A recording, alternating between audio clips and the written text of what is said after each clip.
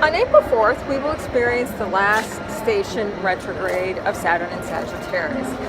Saturn has been in Sagittarius since 2015, and we're dealing with issues around race and culture, higher mind, religion, and higher institutions. The station this year is in a very important location on the zodiac. It's on the galactic center, 27 Sagittarius. What does that mean? It's going to enable us to sort of see the bigger picture, and those of us who are awake or awakening can sort of see the truth of our perspectives here on Earth. Because basically the low form of Saturn in Sagittarius is xenophobia, small-mindedness, racial profiling, etc. And again, obviously we always see the low form so that we can kind of transform it into the higher form. So all of us are going to have access to some higher spiritual information if we pay attention, and we can take that forward with us into the next incarnation. So depending, it's very much about becoming the spiritual adult. For Aries, you may be the person who is the prophet about what's happening here. It's actually developing yourself as the spiritual teacher. Taurus, we'd like you to pay attention to who you're in bed with, basically, because we want you to be with someone who actually is conscious and awake, because when you combine resources with people, that also includes energy. So we want to be conscious of who you're with in that regard. Gemini, it is a relationship story as well. Oftentimes, with the Gemini-Sag axis, you may be dealing with an older person, or if there are difficulties, they can come again from a religious or cultural problem. So anybody who's dealing with that particular issue is having a strong placement of Saturn.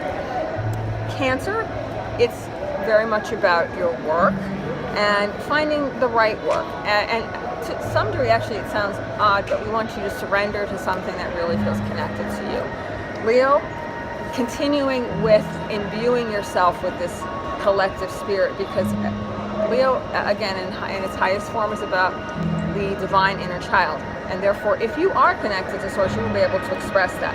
Virgo, we want you to find a safe place to live. And in fact, we know that whatever is happening on the material plane, where we live is in the universal mind.